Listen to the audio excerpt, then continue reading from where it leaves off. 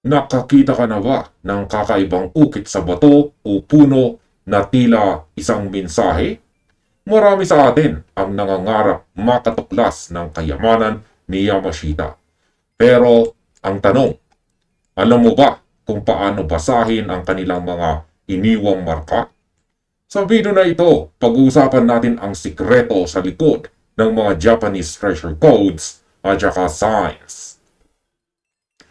Sa mundong ito ng paghahanap, ang bawat ukit o gatla o kakaibang forma ng bato ay hindi basta-basta nagkataon lamang.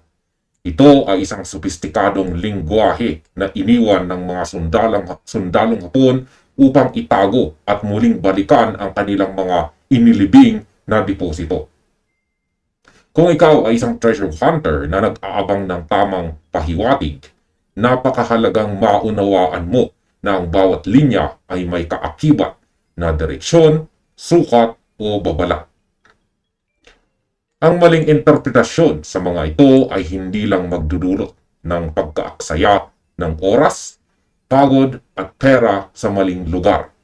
Maaari ka ring dalhin nito sa mga mapanganib na bitag o booby traps na sadyang inihanda ng mga sundalong Hapon para sa mga mapangahas. Kaya naman mga ka-TH, ihanda ang inyong mga notebook dahil ibabahagi ko sa inyo ang aking sariling pagbasa at karanasan kung paano unti-unting tuklasin ang mga misteryong ito. Ang unang kategorya, ito ang mga marka ng direksyon or directional signs. Magsimula tayo sa pangkaraniwan ngunit madalas na nakakalitong mga marka at yan ay ang mga arrows o pana. Sa unang tingin, iisipin mo na kung saan nakaturo ang dulo ay doon ka na agad maglalakad. Ngunit sa aking sariling pagbasa sa mga diskarte ng mga sundalong Hapon, bihira silang mag-iwan ng direktang pahiwatig. Kailangan mong suriin ang kabuuang hubog ng pana.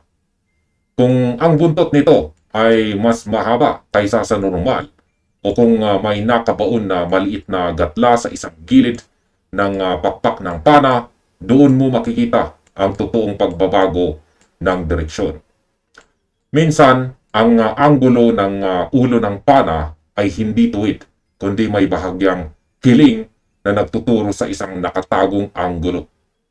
Kung makakikita ka ng pana sa isang malaking bato, huwag agad tumakbo sa unahan. Tignan mo muna kung may kasama ba itong puldok sa gitna na siyang nagsasabing kailangan mong lumiko pagdating sa isang partikular na distansya.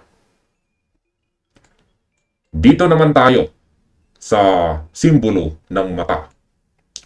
Ang marka ng mata ay isa sa pinaka-critical na directional sign na maaaring mong matagpuan sa isang site.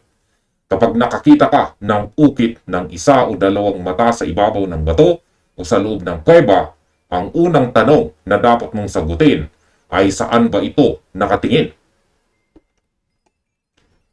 Ang direksyon ng tingin ng ukit na mata ay madalas na nakapokus sa isang partikular na bagay sa paligid. Maaaring ito ay isang kakaibang hugis ng puno, isang malaking lumang bato o isang tagong siwang sa lupa.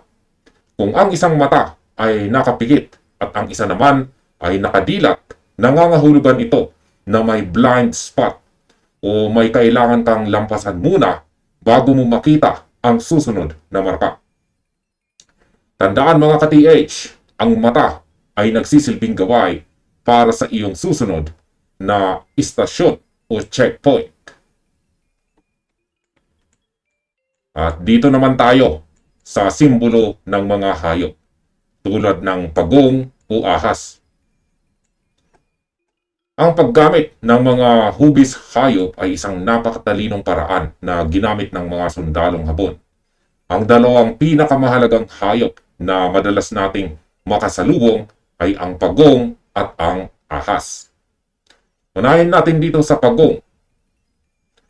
Ang pagong ay sumisimbolo sa dahan-dahang paglipat o malapit na ang deposito. Kung ang bato ay may natural o sadyang ukit na kahawig ng pagong, tignan mo kung saan nakaturo ang ulo nito. Ang ulo ng pagong ay nagbibigay ng direksyon, habang ang shell o baon nito ay maaaring magpahiwatig na ang deposito ay nasa ilalim mismo o napakalapit lang sa tinatayuan nito. Pagdating naman sa ahas o snake, ang ahas ay madalas na nagpapakita ng direksyon na paliko-liko tulad ng isang sapa o creek, o kaya naman ay nagbabala o nagbibigay ng warning ng isang mahabang lagusan sa ilalim ng lupa. Kung ang ahas ay nakapulupot, maaari itong mga hulugan na ang tinatahak mong landas ay paikot o kaya naman ay may nakatagong panganib sa mismong direksyon na itinuturo ng kanyang dila. At dito naman tayo sa ikalawang kategorya.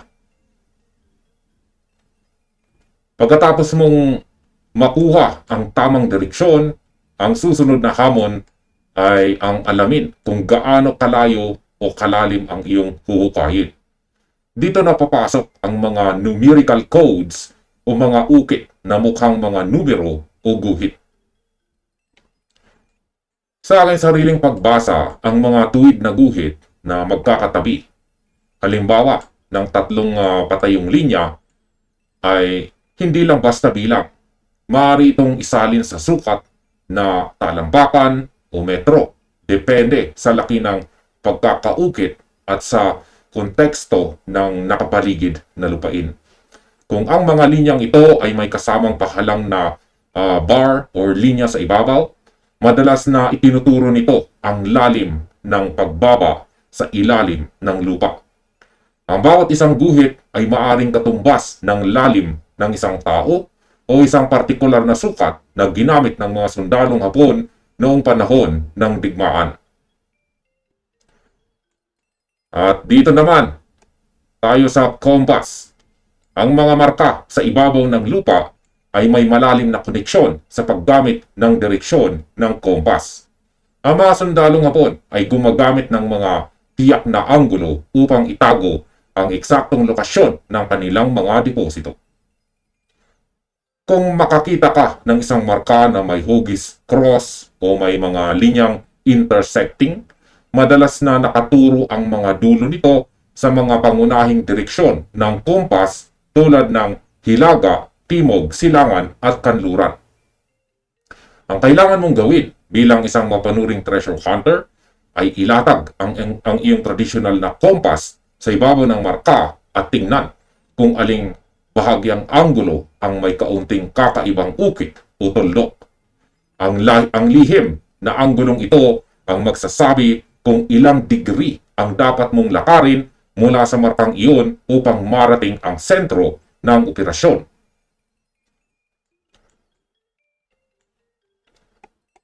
Ngayon, huwag nating kalimutan na marami sa mga totoong palatandaan ay hindi makikita sa ibabaw, kundi nakabaon mismo sa ilalim ng lupa. Ito ang tinatawag nating mga pointer stones. Yan, dito pala tayo. Yan, mga pointer stones. Kapag ikaw ay nagsimula ng maghukay batay sa mga ibabaw na marka, makakahanap ka ng mga kakaibang bato na may sadyang hugis at sulok, hugis puso, o mga batong artipisyal na ukit sa ilalim. Ang mga pointer stones na ito ang nagsisilbing kumpirmasyon na tama ang iyong tinatahak na daan. Kung ang dulo ng isang nakabuong bato ay nakaturo pababa, sinasabi nito sa iyo na magpatuloy lang sa paghukay. Kung ito naman ay nakahilig pabaliktad, ibig sabihin lumampas ka na o kaya naman ay kailangan mong baguhin ang anggulo ng iyong paghukay. At dito naman tayo sa kategorya ng mga marka na nagbibigay ng babala at panganib. Mga warning and booby traps. Ang paghahanap ng kayamanan ni Yamashita ay hindi isang laro. Ang mga sundalong Hapon ay nag-iwan ng mga sopistikadong bitag upang protektahan ang kanilang mga deposito mula sa mga hindi otorisadong makakakuha nito. Kaya naman ang pag-unawa sa mga marka ng babala ay usapin ng buhay at kamatayan.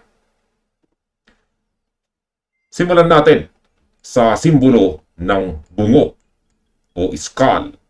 Bagamat bihira ang detalyadong ukit ng bungo, ang mga simpleng geometric shape na may dalawang magkasalubong na linya sa ilalim tulad ng letrang X na may bilog sa ibabaw ay sapat ng babala na ang lugar na iyon ay may nakalatag na booby trap. Ang pangalawa ay ang cross na tuldok. Ang isang simpleng cross ay maaring magpahiwatig ng direksyon o intersection. Ngunit kapag ang cross ay may apat na tuldok sa bawat sulok nito, ito ay malinaw na babala ng panganib. Nangangahulugan ito na ang paggalaw sa batong ito ng walang pag-iingat ay maaaring magdulot ng pagguho ng lupa o pag-trigger ng isang mechanical na bitag. Ang tatsulok naman na pabaliktad. Ang tatsulok na ang dulo ay nakaturo pababa ay maaari ding mangahulugan ng matinding pressure o bigat sa ilalim na kung saan kapag natamaan mo ang trigger stone ay may babagsak na malaking bato o may sasabog na lumang bomba. Paalala sa lahat ng ating mga ka-TH, kapag nakakita kayo ng mga ganitong karaniwang uri ng marka, huwag na huwag kayong basta-basta magpapadalos-dalos. Huwag hihilahin ang mga nakakabit na ugat ng puno o basta na lang libayihin ang isang malaking bato na halatang nakapatong sa isang kakaibang anggulo. Ang tamang pag-iingat at dahan-dahang pagsusuri sa bawat galaw ang magliligtas sa inyo. Kung sa tingin ninyo ay may nakalatag na bitag, huminto muna at pag-aralang mabuti ang paligid bago magpatuloy. Pag-usapan naman natin ang mga practical na tip at karaniwang mga pagkakamali. Isa sa pinakamalaking pagkakamali ng maraming treasure hunters dito sa Pilipinas ay ang mapagkamalang sadyang marka ang mga natural na gasgas o weathering sa mga bato. Dahil sa tagal ng panahon, ang ulan, init at paglaki ng mga ugat ng puno ay natural na nagpapabago sa itsura ng mga bato. Ngayon, paano malalaman kung ang ukit ay gawa ng tao o likas lamang? Una, suriin ang lalim at direksyon ng mga ukit. Ang gawang tao na ukit ay may pare-parehong lalim at madalas na makikita ang bakas ng pagpukpok o pagpait kahit pa ito ay luma na. Pangalawa, tignan ang konteksto ng hugis. Ang mga likas na biyak ay sumusunod sa natural na linyada ng mineral na bato at madalas na may magagaspang at hindi pantay na gilid. Kung ang ukit ay may perpektong anggulo tulad ng 90 degrees o may malinis na kurba, malaki ang tsansa na ito ay sadyang iniwan ng mga sundadong Hapon. Ngayon, bago ka magdesisyon na maghukay o baguhin ang posisyon ng anumang bagay sa iyong site, napakahalaga na kumuha ka muna ng malinaw na litrato mula sa iba't ibang anggulo. Kuhanan mo ito kapag matindi ang sikat ng araw upang makita ang anino ng ukit at kuhanan mo rin kapag hapon na kung saan mas madaling mapansin ang mga mababaw na gatla. Ang pagkakaroon ng maayos na dokumentasyon ay nagbibigay sa iyo ng pagkakataon na pag-aralan ang mga marka sa iyong bahay ng may tenang isip, malayo sa pagod at pressure sa aktual na site.